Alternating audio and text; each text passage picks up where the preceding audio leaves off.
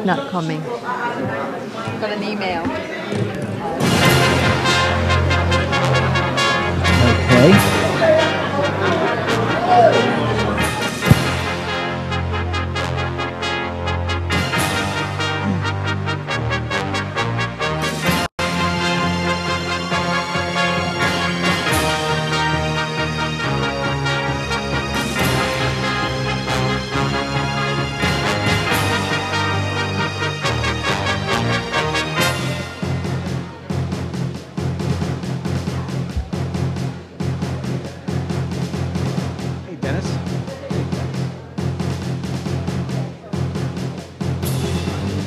I don't think so.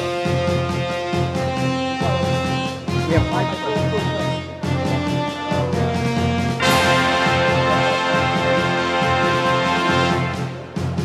And how many do they have? 6.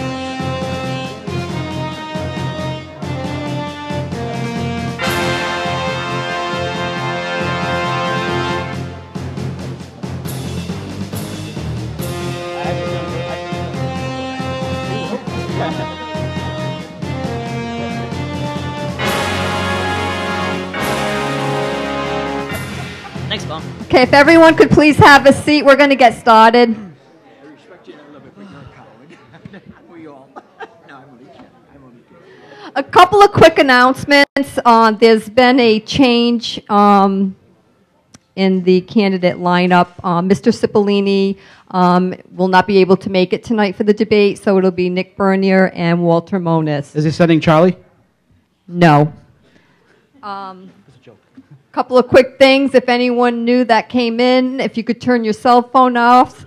We do have several children in the audience, so out of respect for them and example setting, I'm hoping that we can keep the applause to the end, keep our comments to the end, and show our young Democrats how we can act in a debate. Please. Thank you. I'm going to turn it over to Reverend Lawrence. And I welcome all the young children here to learn the process. It's refreshing. Good. Thank you, Andy. I just wanted to reflect on Sandra's comment about the applause. In the interest of time, you're taking away from the candidates' time by your exuberance, and there'll be time for that at the end. But in all fairness to these two candidates, we want to give them the opportunity to really express their answers to the questions that we have here tonight. So thank you for saying that, Sandra. Good. Thank you. Okay, ladies and gentlemen, you know the candidates that are up here tonight before us, Mr. Walter Moniz and Nicholas Bernier. Am I right? And Walter on my left. And we had a flip of the coin as to who would go first, and Walter won the toss. So we're going to give him 3 minutes for an opening statement. Walter, the floor is yours. Just 3 minutes?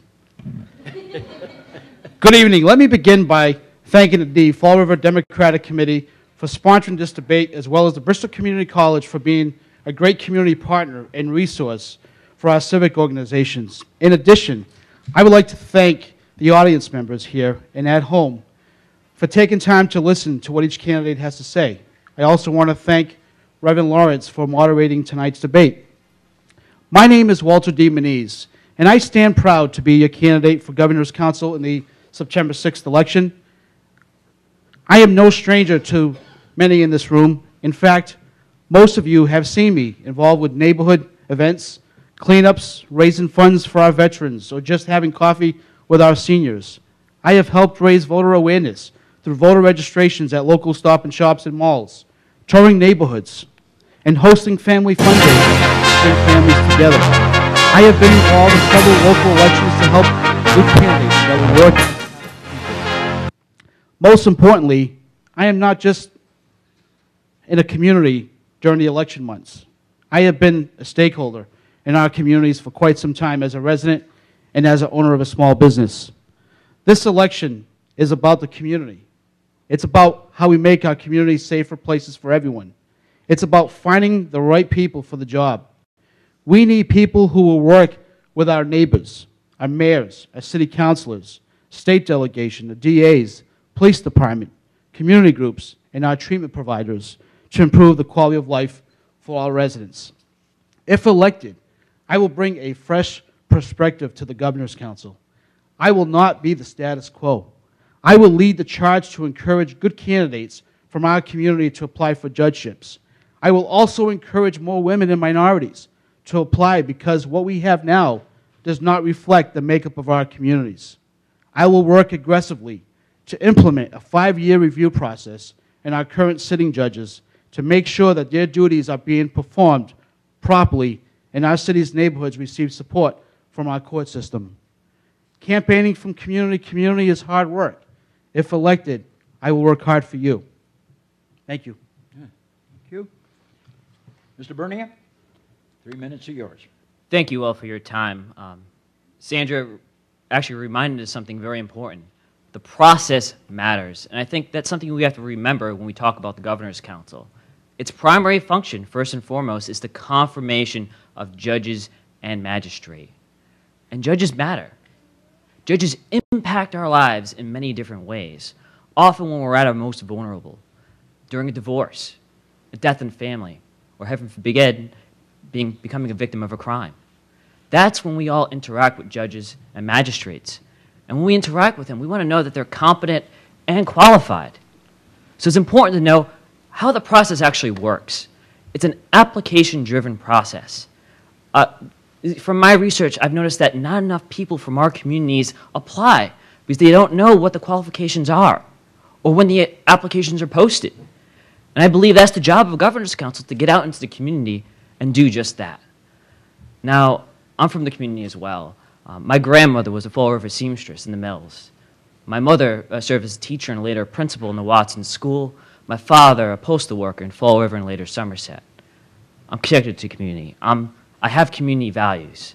Education's very important in my family. My father went back to night school to earn his college degree because he wanted to show me that college education was very important. So growing up, I knew that even though my father was delivered mail for a living, he had a college education because that was important. So I went on to Boston College and law school, and I accumulated 2 law degrees, working in between at a bank, which got me interested in compliance law. And that's my expertise.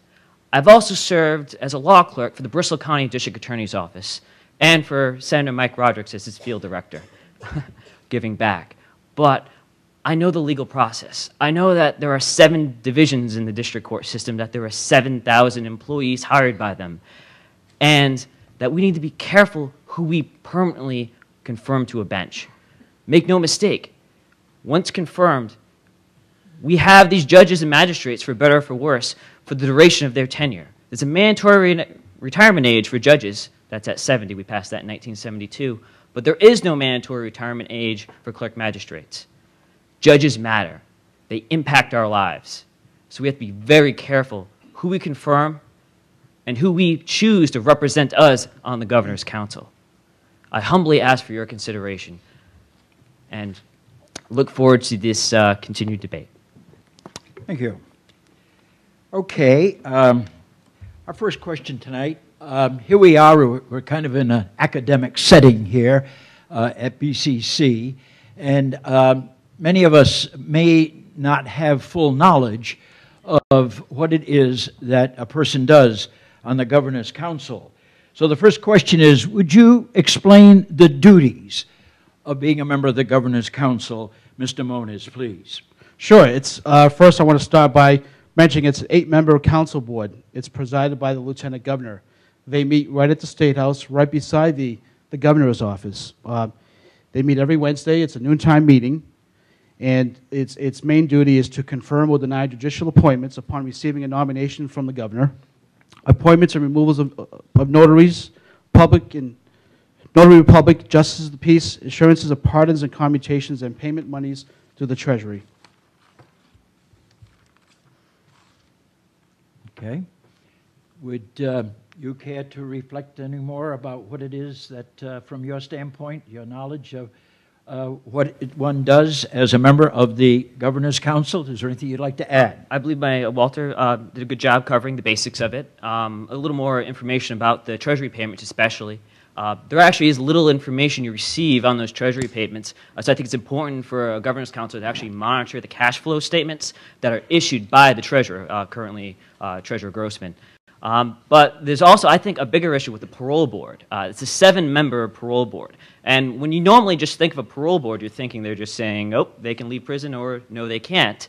There's more to it. It's an administrative function, and they're actually overseeing what happens to people who have served their time in prison, what happens with the rehabilitation process, whether or not going to be how they're going to assimilate back into society. And I believe that's extremely important to vet, especially when someone who's nominated for the parole board comes before us. I think there's also a role for advocacy. When Carol Fiola served on the Governor's Council, she worked closely with our delegations. And you have the Lieutenant Governor's ear once a week. I mean, you know, hey, by the way, that venture capital project, we have this great mill space. Take a look. Who should I be talking to? I think that's part of the job as well. I think there's more to it, and I think we should expect more.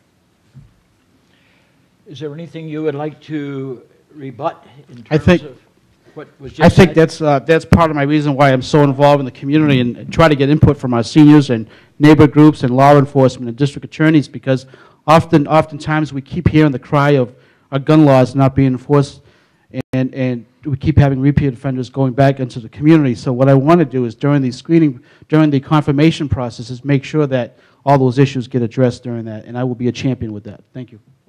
Okay. Mr. Bernier, well, would you actually- care to rebut anything that he may have It's said? not more of a rebuttal. It's just I actually agree with Walter as far as one actually the mechanism we should look at is the dangerousness hearings. Now we have a dangerousness hearings statute, but the interpretation of that statute was actually construed differently by the Supreme Judicial Court. So that's something to inquire when you have a nominee, and actually look at the nuts and bolts and how you do keep guns off the street. The problem with dangerousness hearings, though, is you're weighing against them a suspect's constitutional rights. I'm currently in favor of them because it is 90 days, but if they extend that time period, I would be absolutely against it. Okay. Now that we have an idea as to what the role is that you have on the Governor's Council, You want us to keep going? well, we're going to the next question, which I'm sure you can have a response to. And then we can go from his rebuttal to something that you may want to add. What is your background, Mr. Bernier? A past experience that leads you to believe that you are qualified to be a member of the Governor's Council. Would you care to reflect on that for 2 minutes? Past experience, I'd say probably when I was working as a law clerk with the district attorney's office. I was exposed to the juvenile court system. And I just saw, especially one judge in particular in New Bedford, just had a way about her where she was tough when you needed to be tough. But at the other time, she understood, and she really tried to rehabilitate and really tried to mitigate and really tried to stop the recidivism problem we have in our community. And I think that's the calling. But what really sparked me to run was actually while studying for the bar exam. I decided to take 2 bar exams last summer because, well, I didn't want to have any friends for the summer. But, but while studying for the bar, actually in the early prep for it, I followed the Barbara Lank hearing. And I saw members of the Governor's Council addressing her sexual orientation and actually Justice Duffley's race. And I don't believe either of those things should be addressed. It should be about the qualifications and their ability to serve us. Because at the end of the day, it's about what can these judges and magistrates do for us? How are they going to serve our community? And I think that's what we have to look for. Okay. Mr. Moniz, would you care to reflect on that for a couple of minutes, please?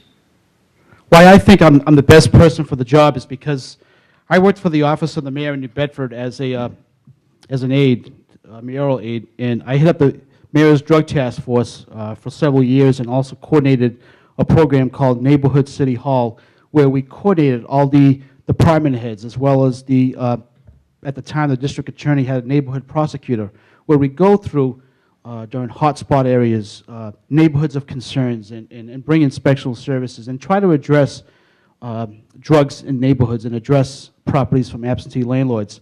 So, and what we wanted to do at the time, we had a big problem with drugs and guns, and our court system was failing us there and then and still are. So that is my my experience is I believe that confirming the right judge benefits community development and also economic development, and also as a current business owner, I think it's important that we have the right judges to they're going to help create safe communities so we can attract investors and developers to come into a neighborhood so we can create jobs. What in your background, though, would qualify you to, the question was, what do you see in your background that... My years of working for the mayor's office, 7 years, and with 8 years experience in being a business owner in the community, giving back to the community in numerous ways. Okay. Having the first-hand experience. Would you care to rebut anything that he has said relative to the background that qualifies you for the job? I suppose I guess I didn't do a very good job of saying my background either. I guess we both heard the question a different way. My background, I guess, more the legal education and experience in courts. Mm-hmm. I've worked with judges. I've written a brief to Supreme, actually an application for further appellate of review to Supreme Judicial Court, the highest court in the state. I wrote another appeal to the Court of Appeals. I've written briefs to several trial court divisions, probate court, family court, the land court, which is an interesting court, very quirky.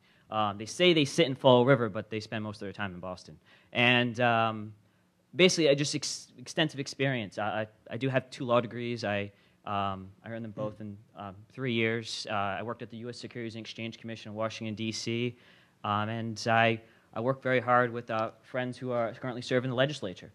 And I believe I can make a difference from day one. And thank you. I just want to remind you all that the questions that we're asking are questions from the audience. And so we would kind of like to stay on the background so we can get to know you all a lot better in the roles that you're going to be assuming in the primary election next week, 2 weeks. Mr. Moniz, is there anything that you would like to add as a rebuttal to what Mr. Bernier has said? No, I think what makes me different than my 2 other Democratic opponents is that I've never worked in the court system. I'm a business owner. I worked for the office of the mayor, and I worked in the community, and I've heard the cries from our law enforcement in the 48 cities and towns of what we need to do. We do a better job moving forward in confirming judges that are going to benefit our communities, and that's again, that's the experience that I bring to the Office of Governor's Council. Good, thank you. Okay, we have another question that we would like to ask. As a member of the Governor's Council, what criteria would you use to base your recommendation of a governor's judicial nominee? Would anything other than a nominee's qualifications influence your recommendations?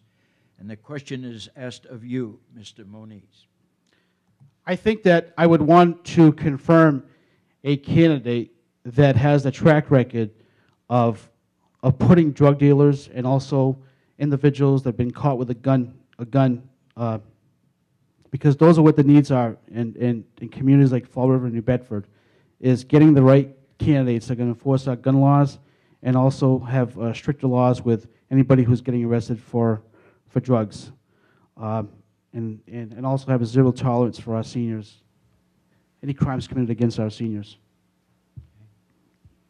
Mr. Bernier, would you care to reflect on the question? It's a difficult question because it depends on what court. I disagree with you about always going for people who put people away for gun crimes, because in the land court, I don't know how applicable that would be. Land court does real estate issues, zoning, so I'd rather have someone with more experience in zoning. So really it's going to depend on where the governor places each nominee. The way the system currently works is you have the Judicial Nominating Commission. And they go through, they vet applications, but then they send them up to the governor. And in the Executive Order 500, which currently controls, he has 18 months to put them in any court he or she wishes, the governor, currently it's a he. And But so here's the thing, is that once they go through the Judicial Nominating Commission, yes, they are qualified to be a judge, but a judge where? In which court? And I really think that's the role of the Governor's Council, to see, you know what? Yes, we do need someone tough on crime in New Bedford District Court. That makes complete sense. The land court, well, I want someone with some real estate experience. Juvenile court, well, I want someone who has maybe some experience as being a child advocate. As far as generally, though, I look for temperament and past conduct. I'm going to be on the phone calling the former opponents. If it's an attorney who's a nominee, I'm going to be calling their former opponents in court. The former litigants will be able to, I think, tell me best how that person handles themselves, especially when confronting an adversary, because that's incredibly important. Their temperament in court. They have to be respectful.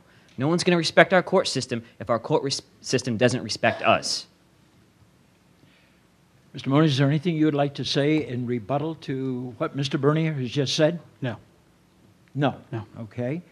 Would you care to reflect any more on the nature of the question?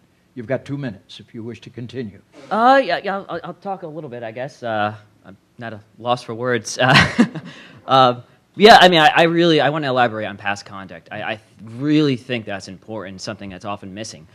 What the Judicial Nominating Commission doesn't really look at, they don't look at political contributions at all. That's something I'm very interested in. I want to see how much money they've given to the current governor. Because I hope the days of buying judge and clerk magistrate-ships have gone by the wayside, but we can never, lose our vigilance. We have to make sure that these positions aren't being bought. Now, I have a lot of respect for the current governor, but if we have a new governor, and if they, especially, Mitt Romney, candidate Mitt Romney in the Republican primary even said that the only reason why there aren't more conservative judges in Massachusetts is because of a progressive governor's council. Thank God. So, and that's not, I'm not saying that he ever accepted a bribe, but I do say I think he has a different mindset than the rest of our state as far as who would make a good judge. So I think that's why we need a progressive governor's council. And that's why we need a governor's council that represents our area. And I'm very passionate, and I look forward to continuing. Okay, great. All right, we have another question we'd like to ask both of you candidates. And the question from the audience is, do you believe in the use of pardons and or commutations? And if yes, under what circumstances would you support their use? Important question. And we would like you, Mr. Bernier, to address it first. Wow. It's a tough one. I mean, it's very rare a pardon or a commutation comes before. And just quickly, a difference between a pardon and a commutation. Commutation is usually a lessening of the sentence, and we don't actually forgive the crime. We just bestow a bit of kindness. It's kind of like the Merchant of Venice quote, where the quality of mercy is twice blessed. But I'm not going to give the whole quote because I'd bore you all to death. But a pardon is a forgiveness of the crime. Pardons should be very rare. They really should be reserved for a miscarriage of justice where maybe new evidence has come forth. And rather than subject the innocent person who is in prison, who is being incarcerated, to a new trial to vindicate them, a pardon should be granted immediately. A commutation, I believe they should be granted too, but I think they should also be reserved for extreme cases. Let's say you have a terminally ill prisoner serving a life sentence. It also may be more cost-effective to just commit them to a hospital bed rather than bring all the hospital equipment into the prison. But they should be rare occurrences. I will support them in those rare occurrences. Good. Okay. Mr. Moniz, would you care to reflect on the question about pardons and commutations? Sure. Our taxpayers keep our courts going. Every day people sit on juries and they testify in court.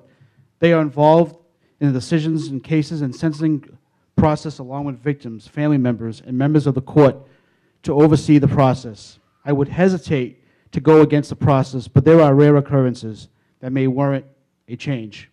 In order to consider a pardon or a commutation, I would have to look at many factors. For example, was this a violent or nonviolent crime? Does the person voluntarily participate in programs? Does the person get along with fellow inmates? Does the person have mental health or drug abuse issues that can be managed? How much time has a person served? What does their prior record look like? Again, there would have to be monumental evidence that this person deserves another look before considering a pardon or commutation. Okay, good. All right. Would you care, Mr. Bernier, in any way to reflect, to rebut what we've just heard from Mr. Moniz? No, very good statement. Good. That's it. Thank you. Any further comment on your part, Mr. Moniz? No, not at all. Not at all. Okay, fine. Let us now go to another question. What role do you believe a parole board nominee should play in the reduction of the recidivism rate in the school-to-prison pipeline? That's the question that we would like to ask, and we will address you, Mr. Bernier, is the next question as number 2 man. Go ahead. Sounds good. Well, I was actually talking about this earlier. That is the parole board. It's a 7-member board, and we have to remember that they're not just approving parole or denying parole. They're administering a vast office, and that vast office is really setting up the facility for reassimilation back into society. And I know everyone likes to say, you know what, I'm tough on crime, so they should go away for good. But I mean, some crimes are 7-year sentence. They're going to come out, and we have to welcome them back. They've served their time, and I believe that when going through nominees for the parole board, you really have to look for someone who knows how to put people back to work, who maybe has a counseling background, because they're going to have issues after serving their sentence in prison. And to give them a true second chance, to make them productive members of our society, we have to have someone qualified who's going to administer a system in place, a fair system in place that's going to give them every opportunity. This also dovetails, I think, with the bigger issue, which we're all thinking about in all of these political debates, which is the economy. It's going to be very hard for an ex-convict to get a job when we have a lot of college graduates graduating who can't get jobs. So we may have to turn that back on the state rep debate. We'll get them back out here, and they can talk about it some more. But no, I do believe that we have to look and also see how well these parole board members will administer the department, because that is it's kind of like, I don't know if anyone's familiar with the Securities and Exchange Commission or any of those boards. That's basically how the organization's managed, and we have to be very careful each member we put on to make sure each one is qualified to administer and serve the proper way. Good. Thank you. Mr. Moniz, would you care to reflect on the school-to-prison pipeline and your reflection on recidivism? Sure. If a school-age child ends up before a judge, it's very traumatic. I want to make sure that we are not throwing away our youth. A judge needs to have compassion and understand that there is a problem that can and should be addressed. Sometimes kids act because of mental illness, hunger, physical abuse, or neglect. A nominee must be willing to look further into the youth's situation before passing judgment. Okay. You care to reflect on anything that, in addition to what's been said by Mr. Moniz? Okay. Well, as far as I think it's important to remember that this is the parole board isn't looking. I mean, they're not going to be going individual cases like that. A big function of them is actually administering the entire process. And I mean, serving in the district attorney's office, I was involved in the juvenile court system. And one big thing I'm very proud of is that we're getting a youth court in Fall River. It works very well in New Bedford. And I don't know if anyone's familiar with the youth court. It really gives kids a second chance. And I believe strongly in that. It's also a juvenile deferment program, which District Attorney Sam Sutter implemented. I was actually involved in 3 cases, and it was every case was it was a pleasure to work with, because the kids know they're getting a second chance. They're doing the community service, and I really think it stops recidivism. I'm hoping to follow up in a couple of years and see them as high school graduates on their way to UMass Dartmouth. I think that would be just amazing. And I think the key to the program is it is nonviolent crimes. These aren't kids who are have really gone too far. It's usually property vandalism. It's usually kids being kids, but because of the situation they are in with families, their charges are brought against them and not against other children. And I think it's really a fairness issue, and I think it's something that we have to continue to strive for. I think the youth court is going a long way, but we can always do more. And I'm going to look for members of the parole board that support this. Good, good, very good. Mr. Moniz, would you care to reflect on something he may have said that you would like to take exception to or add to? I'm all set. Thank you. Yes? Go ahead. Yep. All set. Oh, you're all set. Oh, okay. Excuse me. Missed you. Well, we have gotten through our questions that you people have proposed, and we have a better understanding. We have a few more minutes. Could we entertain questions from the floor? If there's anything that somebody might like to add before we get to the closing statements. They still got closing statements that they are, would like to offer, unless there's something that somebody would like to say. How does the committee feel on that? Where's Yeah. Jim? Okay. You leave it the way it is? Leave it Okay. the way it is. We'll go All to a 3-minute closing Okay, remarks. then we will have our 3-minute closing statement. And Mr. Moniz, number one, would you please give us the 3-minute closing statement? Sure. Election day is 22 days away. This year it falls on a Thursday, not a Tuesday. The choice will be up to you, the voter. I will work tirelessly on your behalf as part of the Governor's Council.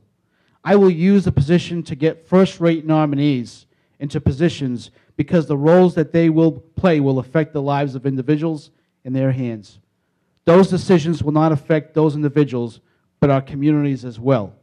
As your Governor's Counselor, I will confirm judges that will enforce our gun laws, not just here in the district, but throughout our Commonwealth. I want to confirm more community-minded judges that are willing to be a partner with our cities and towns so that we can have safe homes, workplaces, and places to play for our children. Communities and court systems can work hand in hand. We just need someone to take the lead on this, and with your help, I will be that person. I'm ready to roll up my sleeves and work for you. Please remember to vote on Thursday, September 6th, Walter D. Moniz as your next Governor's Counselor. Thank you again to the Fall River Democratic Committee, Reverend Lawrence, BCC, and the audience here at home. I also would like to add, I'm honored to have the endorsement by Congressman Barney Frank in this election. Thank you. You're welcome. Very good.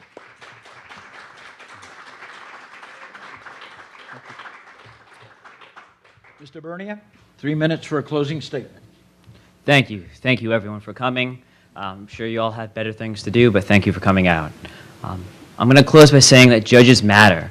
The process matters, and the Governor's Council certainly does matter.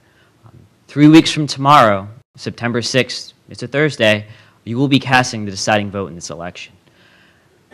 Now, I'm from this area. I'm very proud of what I've been able to do in my 27 years, but I want to do more. I want to give back.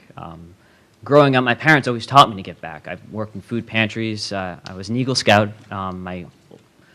My Eagle project was painting the Old Town Hall in Somerset. Now I want to confirm your judges and magistrates and advocate for you on the Governor's Council.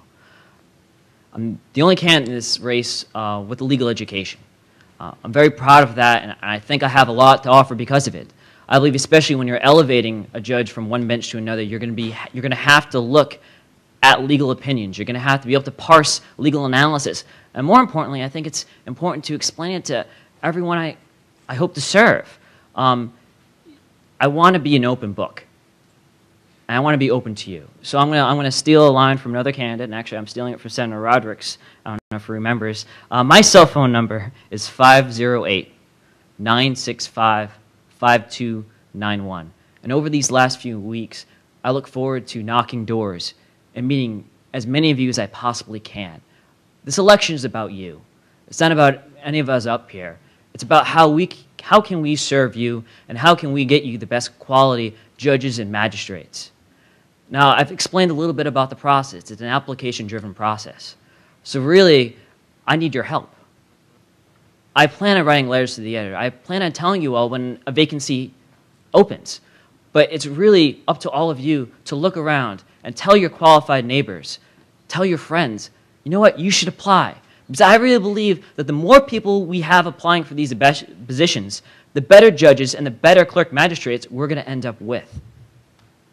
That's my hope. And with that, my name is Nick Bernier.